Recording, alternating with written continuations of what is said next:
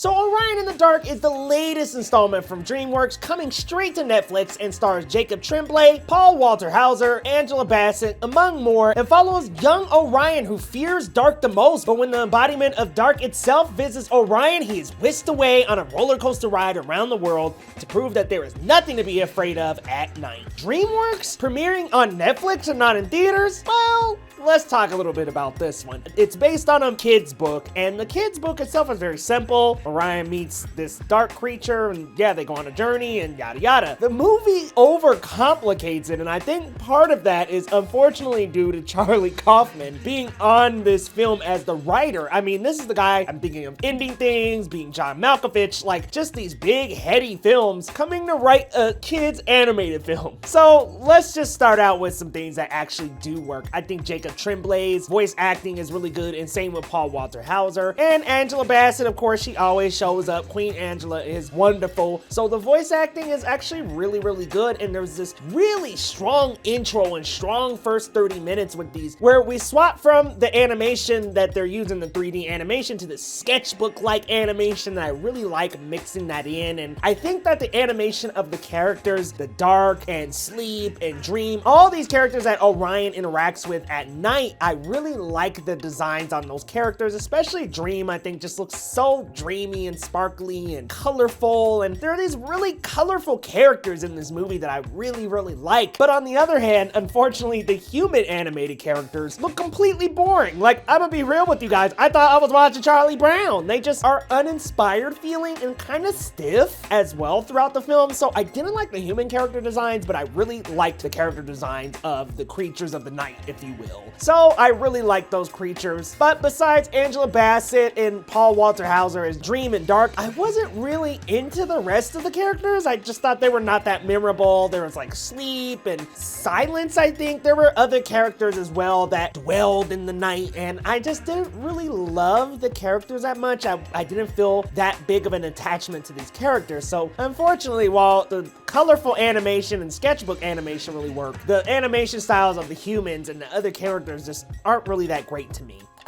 I really wanted to like Orion in the Dark because I think, like I had said earlier, it has a great first 30 minutes. I think the intro's strong, it's adorable. It's like, okay, we're following this kid who has all these fears and he has to obviously overcome them. But then I think the message completely overcomplicates itself to where, okay, it's not only about overcoming fears, which is what I thought this movie was going to be about, but it suddenly takes a turn into things like connection and storytelling and how we are connected through storytelling. And I think that's a cool message. However, I think it's a little heady for kids, and I think our kids really gonna understand this because I'll be honest with you guys, I was confused with the messaging myself. So I think the messaging can get really confusing, unfortunately. The score is not that memorable. They do something with the story that I don't really like. I actually am not allowed to say it. Appreciate you, Netflix, for the early review, but I'm not allowed to say it due to that. So they do something with the story that's different from the book, and it takes a weird turn that I just wasn't a huge fan of. And I think this could be a simple 75-80 minute story about a kid journeying with the dark,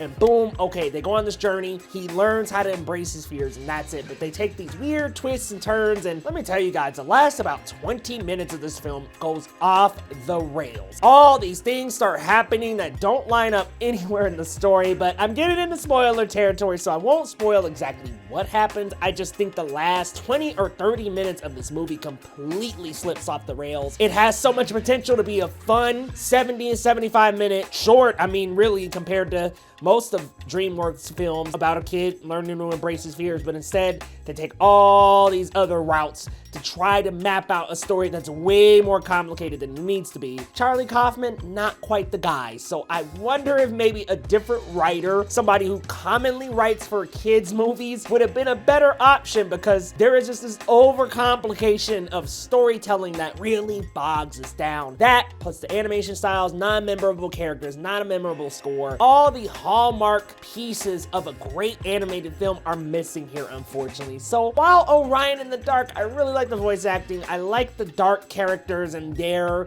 animated styles, and I really do like Jacob Tremblay in this role, and Paul Walter Hauser and Angela Bassett. Unfortunately, the movie itself was not quite the hit I was looking for. If it really carried the same momentum that first 20-30 minutes had, we would have had another DreamWorks hit on our hands, but instead, it just doesn't, and so the payoff of the film is not nearly as emotional as I want it to be. Guys, if I had to give a rating to Orion in the Dark, I think I'm going with a 6.5 out of 10. I hate to go that low, but honestly, I just was not really that impressed with the material. I don't think it's nearly DreamWorks' worst work, but I don't think it's a Hallmark DreamWorks film. I mean, we're coming off of Puss in Boots, the second film that was very strong entry from DreamWorks, and ever since, it just feels like it's been a little bit of a decline. So you guys let me know your thoughts down in the comments, and hey, if you're new to the channel, hit that subscribe button for news, reviews, and more on the latest in the MCU, DCU, and movies, guys, and TV. So if you're on social media platforms as well, on X, Threads, Blue Sky, and here on YouTube Community tab, I'm dropping news all throughout the day. So hit that subscribe button, y'all, and we'll see you next time on Geekly Goods.